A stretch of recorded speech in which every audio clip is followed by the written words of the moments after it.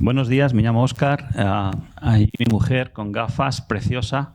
A su derecha mi hija con gafas, Rebeca. Mi mujer se llama Karen. Rebeca y Elías, su marido. Y el pequeñito que está dormido porque no le interesa esto, le interesa dormir. De momento se lo permitimos. Se llama David, como este señor que está aquí enfrente, que controla el sonido. Oh, gracias.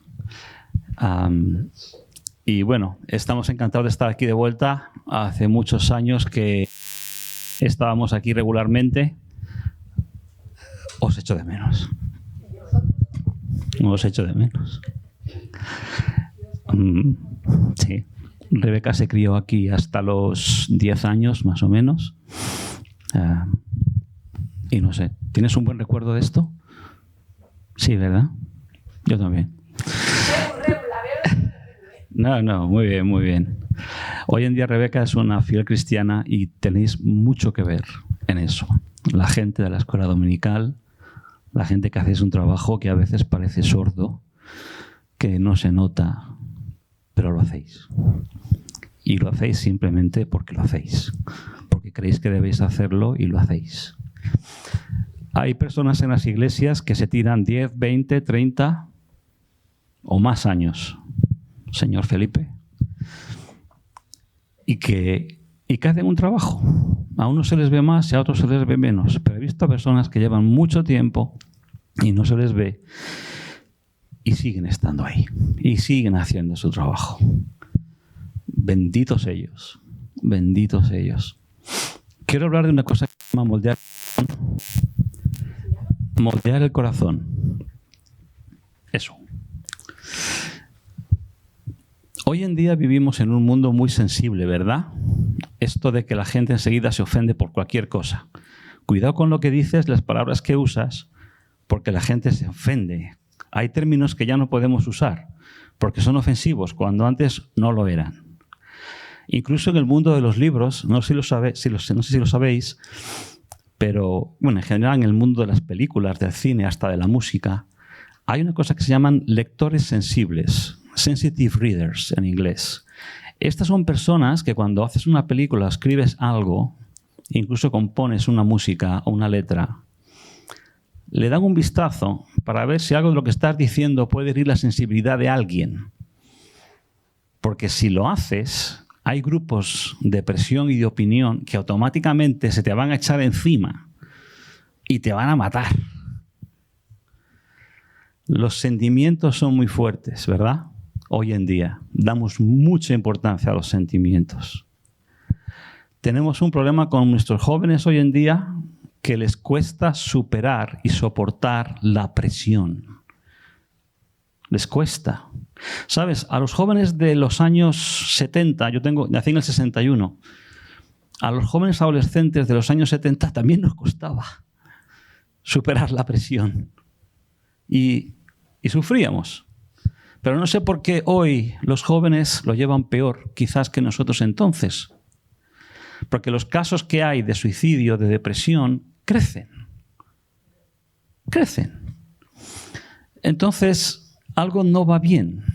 Los porcentajes de personas que viven con un sentimiento de soledad es enorme. Hace poco Gallup hizo una encuesta en más de 124 países. Y cuando es Gallup, no pregunta a 5, pregunta a miles y miles y miles y decenas y centenas de miles para sacar sus conclusiones. Gallup es una empresa de encuestas muy importante. Hizo una encuesta sobre qué personas se sienten solas. ¿Sabes que en el rango de los adolescentes, digamos que hasta en lo que es la época del instituto, eso que va desde los 15 o antes, 12 a los 18 más o menos, ¿vale? En ese rango el sentido de soledad era de un 25%, 1 de cada 4 se siente solo. ¿Sabes que en el rango siguiente, el que ya es la etapa en la que estás en la universidad, que se supone que la universidad es la época guay, ¿no? Las quedadas, las parties, el rango es del 27%. Después de eso, la etapa en la que estás en tu primer trabajo, que estás entrando en los principios de los años 30, y en la mitad de tus 30 años, el rango se mantiene en un 25. Luego baja cuando estás en la mediana edad, llegando a los 45 para allá, baja un 22. Y los tipos como yo, que tenemos a punto de hacer 63 años, estamos bajando al 17% de sentirnos solos. ¿Verdad que cuando te dicen que la gente se siente sola, piensas en la gente mayor? Porque la gente mayor se queda sola. Soy el último de mis hermanos, el 9º de 10. Y el que era más joven que yo ya murió. Y me quedaré solo, posiblemente. Se me morirán todos antes que yo. Ya he perdido 3. Cuando creces y te haces viejo, la gente a tu alrededor va desapareciendo, ¿verdad? Y es muy duro. Y si no has tenido hijos, es mucho peor. Por eso hay tanta soledad. Y pensamos que la gente mayor lo lleva peor. Y sin embargo, no sé por qué, la gente mayor, hay mucha gente que no se siente sola. Me pregunto si es que las familias de antes tenían más hijos. Y son los mayores ahora que son las familias de antes. Y se sienten menos solos. Pero ahora hay menos hijos, ¿verdad que sí? Nacen muchos menos niños. Me pregunto qué serán de esas personas cuando sean mayores. En definitiva, los sentimientos son muy importantes, ¿cierto? Y cómo nos sentimos moldea mucho cómo somos, cómo nuestro corazón se mueve. Pero me he dejado el mando. ¡Ay! ¿Me puedes coger en mi abrigo el mando? Una cosita pequeña y gris que me ha dado David y que prometo que le voy a devolver, que si me lo llevo a casa es capaz de venir a buscarme. Gracias, Karen. Los hombres tenemos mujeres para cosas más importantes que esta, ¿vale? Si piensas que tu mujer está para estas cosas, tienes un problema.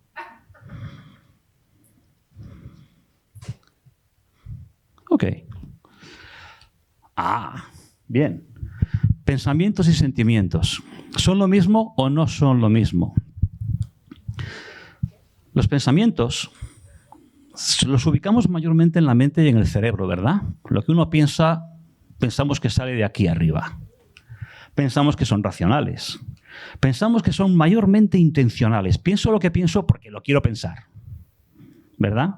Eso de soy así porque soy así y no me vas a cambiar, ¿verdad? Pensamos lo que pensamos, es mayormente intencional. Y buscamos la razón, la objetividad, la razón de las cosas, la verdad de las cosas. Lo que es objetivo, lo que no depende de lo que piense ninguno, sino que es así. Pensamos lo que pensamos porque tenemos un problema y queremos solucionarlo. Pensamos lo que pensamos intentando anticipar lo que va a ser nuestra vida en el futuro, sobre todo los jóvenes. ¿Sabes la diferencia entre un joven y una persona mayor? Los jóvenes tienen sueños. La gente mayor que tiene recuerdos y experiencia, pero mejor. En definitiva, los pensamientos es algo voluntario, es algo en lo que tú trabajas. Es más, los pensamientos es parte de nuestra creatividad, de ser como Dios. ¿Cómo suena esto, eh? ¡Wow! Pensamos porque somos como Dios, creamos porque somos como Dios, trabajamos porque somos capaces de crear igual que Dios. Y nuestro trabajo es creación. Aunque muchas veces no lo pienses. Porque hay trabajos que parecen cualquier cosa menos creación, ¿verdad? Como en Telepizza a veces. Las emociones, los sentimientos, los ubicamos más en el alma, en el corazón. Pensamos que no son racionales. El sentimiento sale porque sale. Es mayormente impulsivos. No tanto que nosotros queramos hacer algo, simplemente nos surgen, provocados por algo. Y son inevitablemente subjetivos. Yo no puedo sentir lo mismo que tú ante un mismo hecho. Ante una misma emoción, mi sentimiento y el tuyo no es el mismo. Son diferentes, ¿verdad que sí? ¿Por qué son más importantes los sentimientos que las emociones? ¿Por qué nos moldean más? ¿Qué dice la palabra de Dios de esto? Dios en la Biblia pone el foco en los sentimientos. Vamos a ver algunos versículos, ¿vale? Vamos a ver algunos versículos. Por cierto, cuando los veamos, llegar hasta el final y hasta la siguiente diapositiva, ¿verdad? Antes de que me queméis en la hoguera, ¿vale? Un poco de paciencia conmigo. El malo no busca a Dios. No hay Dios en ninguno de sus sentimientos, dice un salmo.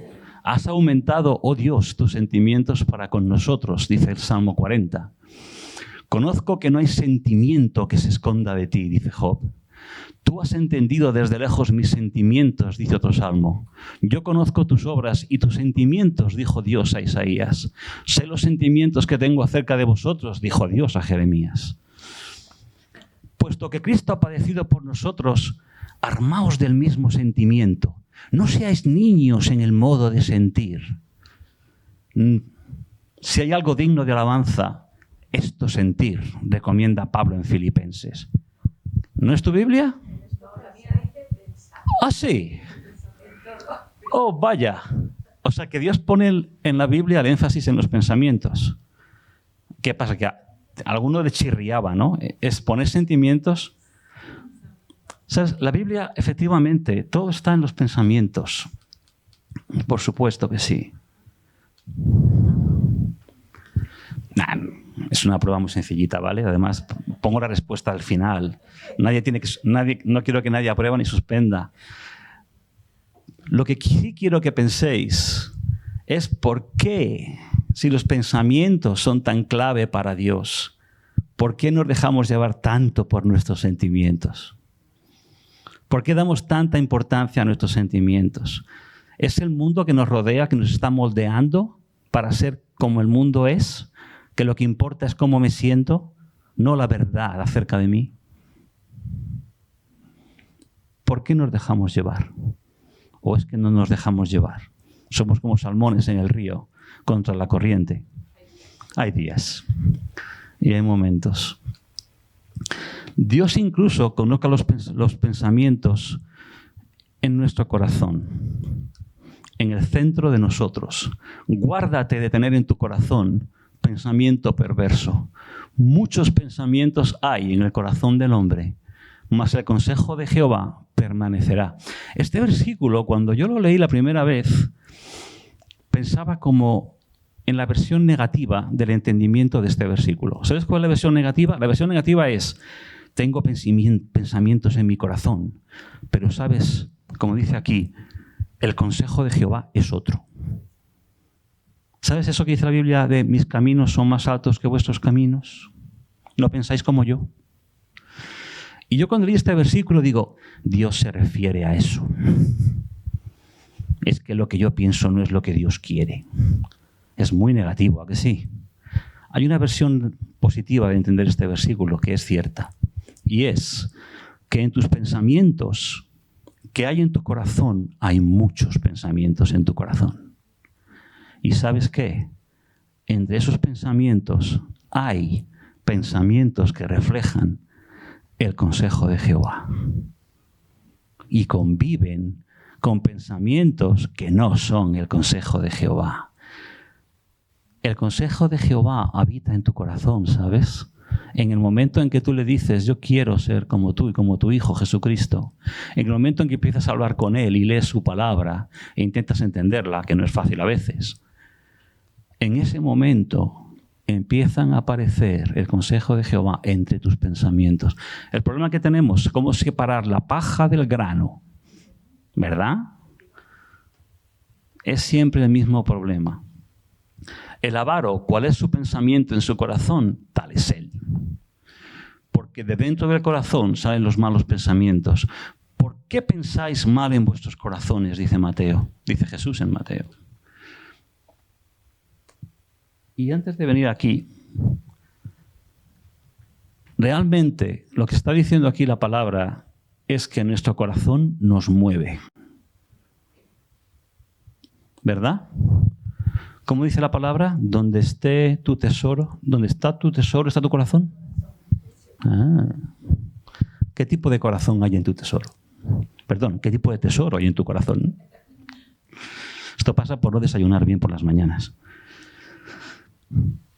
¿Qué tipo de tesoro hay en tu corazón? ¿Qué es lo que anhelas? Nuestro corazón nos mueve. Hace que somos como somos. Y eso está provocado por nuestros pensamientos, no por nuestros sentimientos. La verdad de nosotros no son nuestros sentimientos. Hay sentimientos que permanecen durante años, sobre todo gente que es muy depresiva y están deprimidos toda su vida. O al revés, gente muy optimista y son optimistas toda su vida.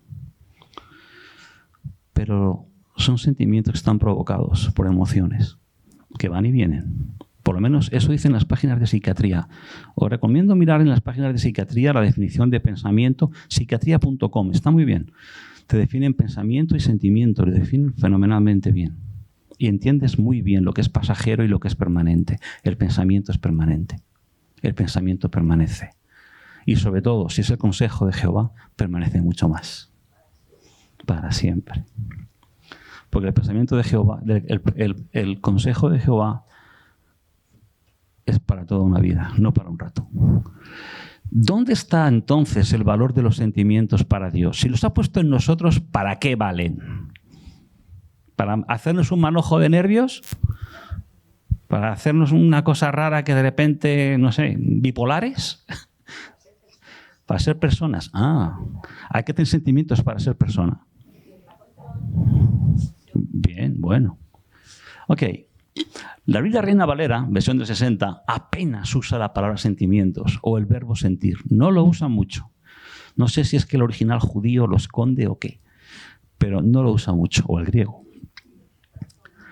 Sin embargo, la Biblia sí que se refiere continuamente a la expresión de estos sentimientos, de cómo se expresan. Amar, odiar, aborrecer, temer, alegrarse, gozar. No son pensamientos, son sentimientos. Y esa es nuestra expresión de cómo nos sentimos, para lo bueno y para lo malo. El valor de los sentimientos es la expresión de ellos. Es lo que nos comunica, ¿verdad? También cuando hablamos comunicamos pensamiento. Pero, ¿qué tiene más fuerza? ¿Un pensamiento o la comunicación no de un pensamiento, sino de un sentimiento? Tú me dices que tu padre se ha muerto y yo te doy un pensamiento. Tú sabes que, bueno, tu padre era un hombre de Dios y seguro que está en el cielo. Así, tal cual, ¿verdad? En este tono. Y ni te abrazo. Pero si no te digo nada y te abrazo, ¿verdad? Casi no necesito decir nada. A veces hay gente que me abraza cuando les veo y te abrazan y se separan. Yo tengo una costumbre, soy muy extrovertido, ¿vale? Y soy muy de abrazar. Ojo, tío, veo a alguien que no he visto hace mucho tiempo y tengo que abrazarle. Subo aquí porque está aquí la Lola y enseguida tengo que poner la mano por encima del hombro. Porque no la he visto en mucho tiempo, años. La Lola. La Lola, hija, bendita Lola madre, donde quiera que esté en el cielo. Entonces, cuando abrazo a alguien, ¿sabes lo que hago aposta? Me sigo quedando abrazadito para que no se me vaya. Y al oído le digo, no te me vayas tan rápido. Quédate un ratito. Disfrutemos de nuestra amistad. Y luego le dejo ir. Y es que a veces somos muy parcos con las expresiones de cariño y de aprecio. Y deberíamos ser muy generosos. Muy generosos. Yo no uso emoticonos cuando escribo por WhatsApp. ¿Por qué? Porque es una emoción prestada. Es como otra persona ha decidido que tengo que mostrar que te quiero, que te aprecio, que estoy triste, que estoy confundido. No uso emoticonos. Prefiero escribir. O pongo exclamaciones. A lo mejor en lugar de decir besos, digo muac. Debemos de ser personales en nuestras emociones, auténticos. Hacerlo no como lo hacen los demás, sino como queremos hacerlo nosotros. Nuestras emociones nos definen en cuanto a muchas cosas, pero los pensamientos son más importantes, no lo olvidemos. Los pensamientos incluso dirigen nuestras emociones. Yo hago lo que hago cuando abrazo a alguien porque estoy convencido de mis pensamientos, de que mis emociones y mis sentimientos, si son sinceros y honestos y puros, comunicados a esa persona con intensidad, van a bendecir a esa persona. Eso es para lo que valen las emociones. Para eso están. El sentir adquiere mayor valor para Dios en lo colectivo y no en lo individual. Por eso que estemos viviendo nuestras emociones solos, como esos porcentajes de personas que se sienten solos, es una tragedia. Es una gran tragedia. Exacto. Se pueden expresar, pero solamente hacia sí mismos, hacia su espejo, que está enfrente de ellos en el cuarto de baño. Necesitamos expresar nuestros sentimientos. Es el valor de los sentimientos, es la expresión de ellos. Qué versículo tan cortito y tan significativo. Jesús lloró. ¡Wow! Llama muchísimo la atención. ¿Por qué? Porque si pensamos que Dios es Dios, tiene que tener todo previsto. ¿El llanto lo haces por algo que ya sabes o por algo que te sorprende? Las emociones normalmente nos sorprenden. Las emociones normalmente nos pillan. Claro. Pero si Dios sabe que eso va a pasar, si Jesús es Dios y sabe que eso va a pasar, ¿por qué llora? La humanidad de Cristo, la humanidad de Dios, qué cosa más bonita y tan incomprensible. Cuando estemos en el cielo lo sabremos, cómo se maneja eso. Cuando me convertí en abuelo, por obra y gracia de estas dos personas sentadas aquí a la izquierda, me enternecí una barbaridad. Hay veces que me cuesta hablar y se me quiebra la voz con una facilidad que antes no ocurría. Bendita esa cosa. Benditos los que tenéis facilidad para sentiros así. Y benditos los que tenéis facilidad para controlaros y no llorar, pero que por dentro lloráis. Benditos. Porque el día que nos sintamos estas cosas estamos muertos para el mundo y para Dios. Para el mundo y para Dios. Sentir es importante, pero comunicar lo sentido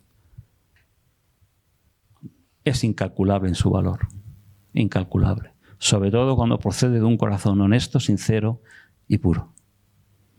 Sobre todo. Porque hasta cuando estás enfadado y comunicas tu odio, si es sincero y sale de un corazón puro, estará dispuesto para que el que está enfrente te pida perdón y tú perdones. Aunque en ese momento sientes odio, el perdón de la otra persona te va a influir a ti y te va a hacer perdonar. A veces nuestra arrogancia nos impide hasta mostrar nuestro odio y ser sinceros y decir, mira, me has hecho daño, ¿sabes? Y cuando el otro te dice, pues siento que te he hecho daño, ¿me perdonas? Y yo perdono. Y luego empezamos el diálogo de por qué me has hecho daño y si tenía derecho a sentirme ofendido o no. Pero los sentimientos en ese caso, ¿van por detrás o van por delante? Van por delante. Van por delante. El diálogo, el razonamiento, los pensamientos vienen después. Pero los sentimientos de esa persona al pedir arrepentimiento o de esa persona al mostrar su enfado proceden de una convicción de que saben que en la honestidad se puede trabajar. Y aunque nos duelan al principio, al final sanaremos nuestra relación. Hay que tener fe en esas cosas. Tenemos fe en nosotros porque tenemos fe en la construcción que Dios ha hecho del ser humano como lo concibió. Y eso es a lo que Jesús nos quiere llevar. Consolaos, sed de un mismo sentir, unánimes, sintiendo una misma cosa. Haya pues en vosotros el mismo sentir que en Cristo Jesús. Son todos los consejos de Pablo. Ruego que sean de un mismo sentir, todos de un mismo sentir, compasivos, amándonos fraternalmente. Los sentimientos son muy importantes. Por lo demás, hermanos, todo lo que es verdadero, todo lo honesto, todo lo justo, todo lo puro, todo lo amable, todo lo que es de buen nombre, si hay virtud alguna, si hay algo digno de alabanza, en esto pensad. Y es que tenemos la responsabilidad de sembrar continuamente en nuestro corazón de los pensamientos que darán vida a nuestras emociones y sentimientos ante las esperanzas, ante las experiencias que tenemos cada día. Porque cada día salimos de casa y hasta sin salir de casa tenemos experiencias, sobre todo los que trabajan desde casa. Y experimentas cosas, ¿a que sí? Buenas y malas, y te provocan un sentimiento, ¿a que sí? Pues dependiendo de cómo esté moldeado tu corazón, vas a ir por un camino o vas a ir por otro. Y tenemos que dejar que nuestro corazón se moldee hablando con Dios, leyendo la palabra de Dios, hablando los unos con los otros, mostrando nuestros sentimientos los unos con los otros. Porque la soledad del Hijo de Dios, cuando estás parte de una iglesia, es más triste que el que no cree en Cristo. Mucho más triste. Porque teniendo lo que puedes tener, no lo agarras. No lo agarras. Porque lo que puedes tener debería ser todo esto que decía Pablo, que recomendaba Pablo, o Pedro también. Bueno, eso es de mi cosecha, pero Jesús dijo, amarás al Señor tu Dios con todo tu corazón, con toda tu alma y con toda tu mente. Esto es de Jesús. Esto es implagiable. Y aquello de, y al prójimo como a ti mismo, ¿vale? Que es la postdata de esta carta. Y al prójimo como a ti mismo. Al final, lo que dice Jesús es que tu sentimiento, que en definitiva es el amor, no está sencillamente en tu corazón. Está en tu corazón, está en tu alma y está en tu mente. Lo empapa todo. Porque nuestros sentimientos deben de empapar todo lo que hacemos. Pero siempre basados en la convicción de nuestros pensamientos. Siempre, siempre.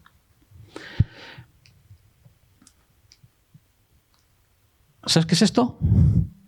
¿Has estado aquí dentro? Está muy cerca de aquí, no está muy lejos. Ah, muy bien, la Almudena. Esta semana he tenido una visita por un proyecto en mi empresa. Trabajo en una empresa farmacéutica multinacional.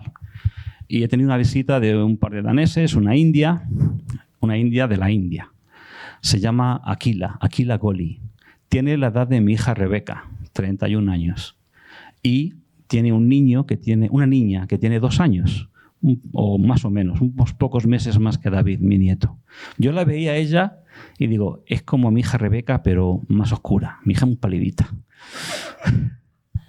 Era un encanto de chica, muy joven. Lleva 7 años en la compañía y cuando hablaba con ella durante el proyecto, me preguntaba cosas y tal. Yo en la empresa llevo 33 años, soy jefe de contabilidad. Conozco mi empresa como la palma de mi mano. Soy un viejo zorro. Y ella me preguntaba muchas cosas, porque acaba de llegar y es como muy, muy novata, ¿no? Y bueno, una de las cosas que cuidaba de ella era pues igual que con los daneses, llevarla a cenar, enseñarles algo de Madrid, hacer un poco de guía turístico. Y me dice, ¿qué debería de ver de Madrid? Hombre, el Palacio Real es lo suyo, ¿no? Es el edificio más importante, aunque los futboleros dicen que es el Bernabéu. No sé si lo sabes, que el Bernabéu es el edificio más visitado de Madrid. Lo puedes flipar.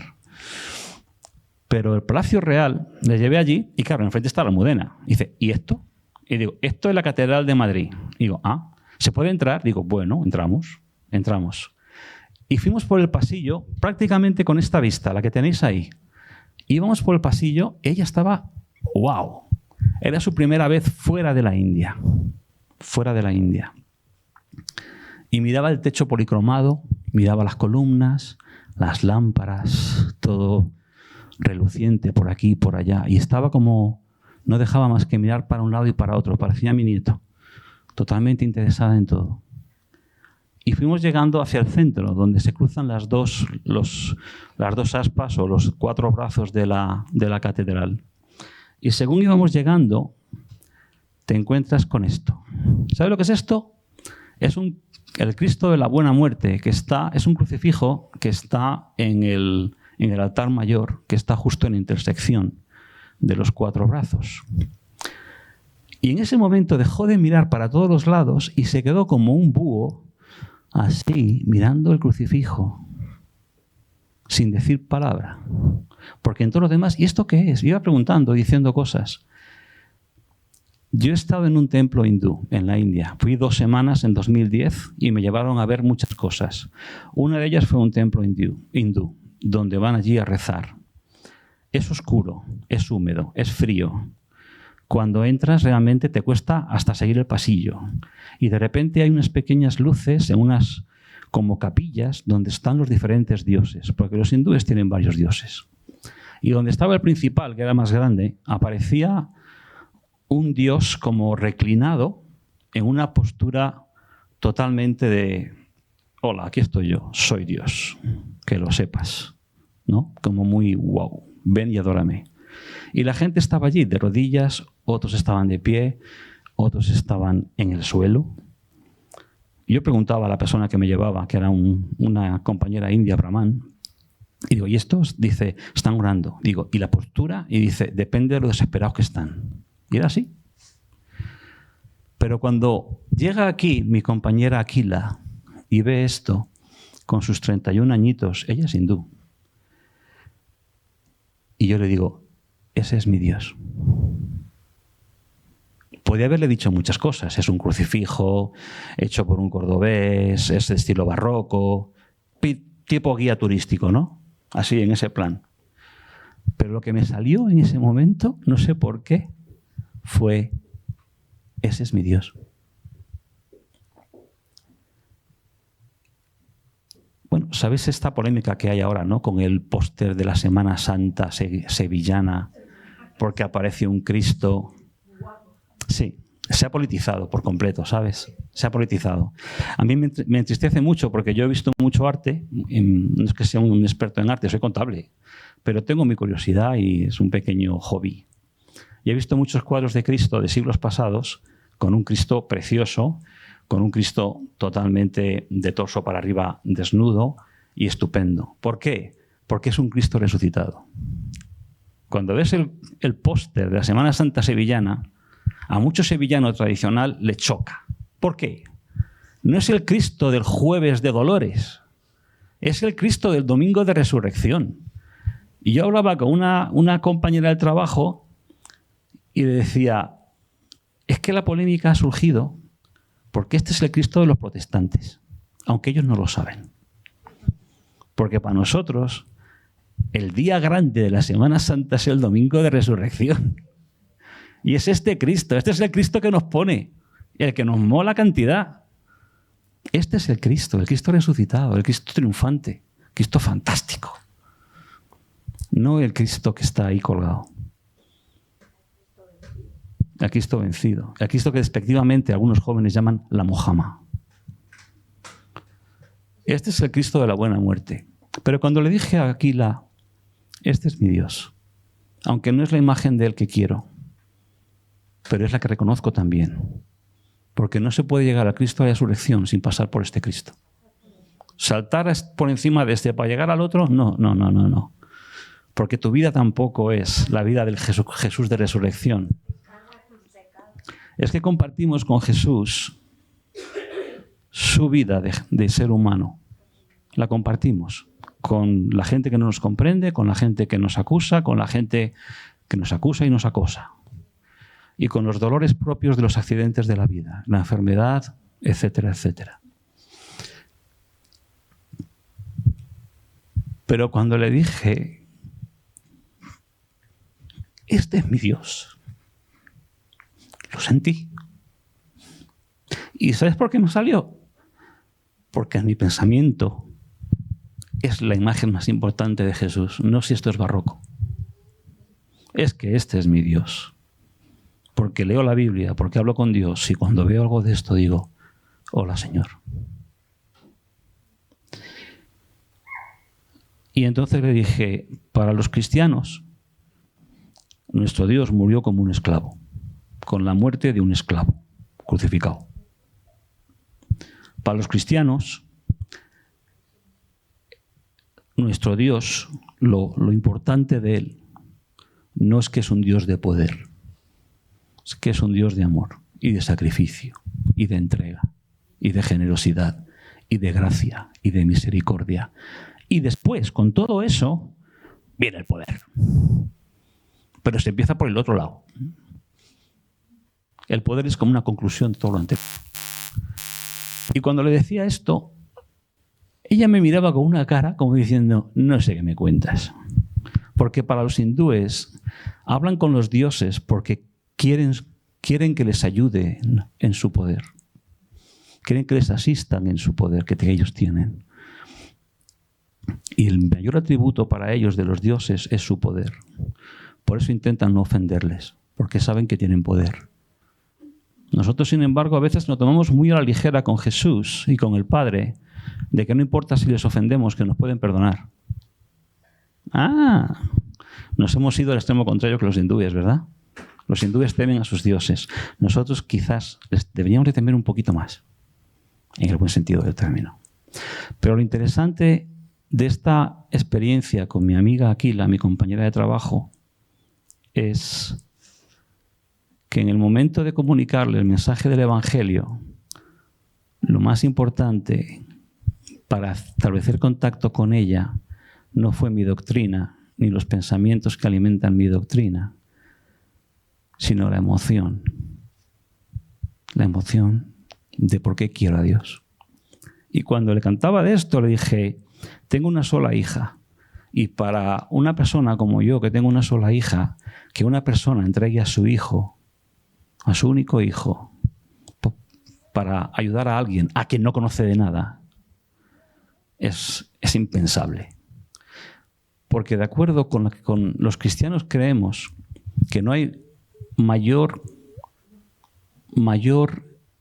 ejemplo de lo que es el amor de Dios por nosotros que el amor de un padre con su hijo. Padre / madre. La paternidad, el amor paterno.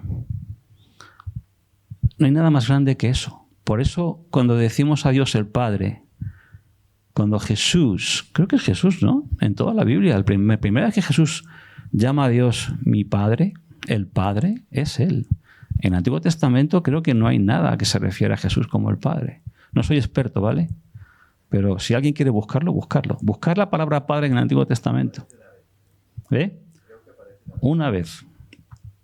Lo interesante es que no es simplemente un símbolo. Yo creo que Jehová es nuestro Padre, es una realidad. Que el amor que siente por nosotros es como el amor que siente por Jesús. No hay diferencias. Cuando dice somos sus hijos, somos sus hijos. Y eso para mi amiga Aquila es impensable. Pero cuando yo le digo, ¿tú darías la vida por tu hija de 2 años? ¿Entregarías a tu marido por salvar a tu hija? Incluso. Digo, porque si uno de los dos tiene que morir, ¿con quién te quedas? Y yo creo que hasta el marido estaría de acuerdo en que la niña va primero. La niña va primero. Entonces, fue muy interesante. Cuando terminamos y me despedí de ella el último día, antes de que ella cogiese su avión de vuelta a la India, me preguntó, ¿qué te parezco? Y digo, te acabo de conocer, llevamos 3 días aquí, no te conozco de casi nada. Y dice, no, pero me has visto trabajar en el proyecto, ¿qué crees que debería de mejorar a nivel laboral? Y me sorprendió la pregunta. Se podía haber subido en el avión y marcharse, pero en ese momento creo que me veía como un padre. Digo, parece mi hija Rebeca preguntándome algo. Y me honró, me sentí honrado que me pidiera mi opinión, ¿vale? Es verdad que llevo mucho tiempo en la empresa y soy muy experto en muchas cosas y conozco a mucha gente y tengo buena reputación. Pero esta chica es nueva. Creo que en alguna forma establecimos una relación de confianza. Una relación de confianza. Y por eso me pregunto, ¿qué crees que debería de mejorar? Le di un par de consejos. Uno de ellos, que levante la voz, que tiene una voz femenina muy bajita y apenas se la oye. Pero esta es la cosa, hermanos. Debemos de sembrar, en definitiva, los pensamientos en nuestro corazón que alimenta la voz de Dios, que alimenta la palabra de Dios, que alimenta nuestra comunión unos con otros.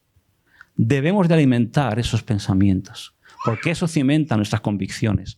Y nuestras convicciones y nuestros pensamientos dirigen y cimentan nuestros sentimientos. Y nuestros sentimientos son los que adornan en lo externo esta iglesia.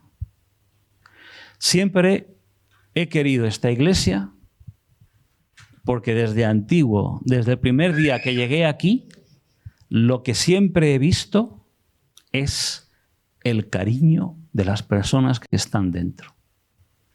A mí veo a Paloma tocar la guitarra y no es que tenga un estilo setentero o ochentero, que está muy bien. Pero lo que me gusta de Paloma es que tiene una forma de expresar su amor por Dios cuando toca la guitarra. Lo que me gusta es esto, es esta forma. Entras por la puerta y no es el rótulo que está ahí que pone bienvenido, que está genial. Que muchas iglesias no lo tienen.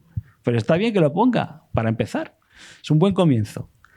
Pero es que cuando cruzas la puerta, la gente te saluda. Y lo bueno es que cuando cruzas la puerta de vuelta para salir, también. Pero es el cariño, es el amor. En mi trabajo tengo un equipo de 5 personas. Me han ofrecido prejubilarme. Me podría marchar en agosto. Me voy a marchar en enero, febrero o algo por el estilo. ¿Por qué? Del año que viene. ¿Por qué? Porque quiero dejar a una persona en mi puesto que sea muy buen jefe. Y para eso tengo que pasar el cierre contable anual, que por cierto, y aquí mi familia da fe, es un tiempo agónico para un jefe de contabilidad. Agónico. Pero quiero pasarlo porque quiero que la persona que venga detrás de mí sea un buen jefe para ellos. Porque si a un jefe le va mal, ¿cómo le va a su equipo? O peor. Entonces tengo que vencer mi sentimiento de angustia, de decir, no, otra vez no, pase esta copa de mí. Tengo que vencerlo por amor a mis compañeros. Y cuando hable con mi equipo y les diga, me quedo para el cierre contable, digo, tú eres tonto.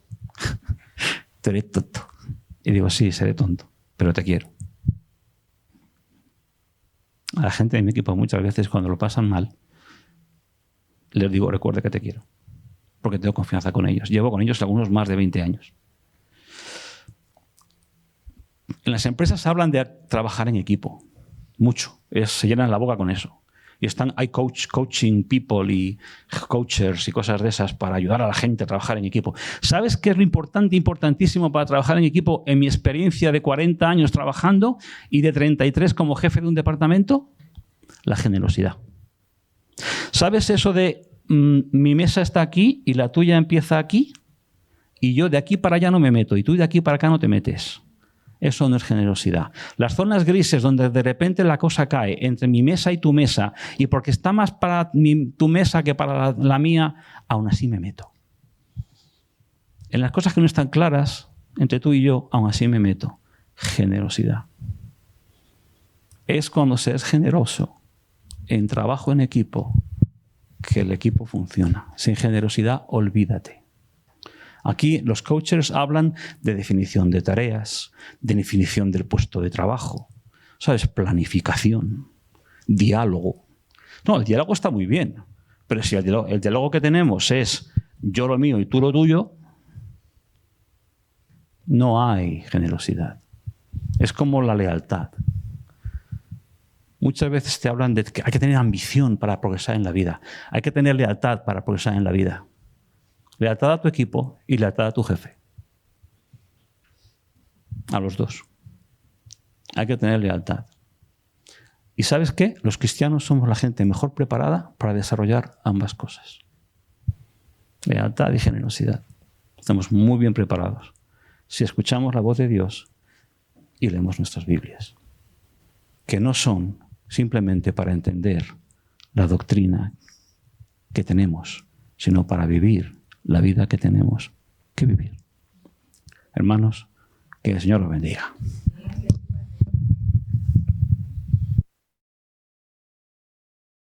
Estáis todos despedidos. A la calle. Al par. Hacia aquí, pero vale, os despido. Señor, te pido por mis hermanos, A algunos los conozco muy bien, a otros los conozco un poquito, como Douglas, a otros los conozco casi de nada. Pero te pido por ellos, Señor, mientras que les miro a los ojos. Bueno, les miro a ellos. Te pido por ellos, Señor. Son tus hijos, tú eres su padre, luchan con sus sentimientos cada día, luchan con su corazón cada día, luchan con enfermedades, luchan con emociones, luchan con oraciones que llevan mucho tiempo orando. Y cuando abren los ojos después de orar, sigue lloviendo. Y sigue estando ahí la cosa.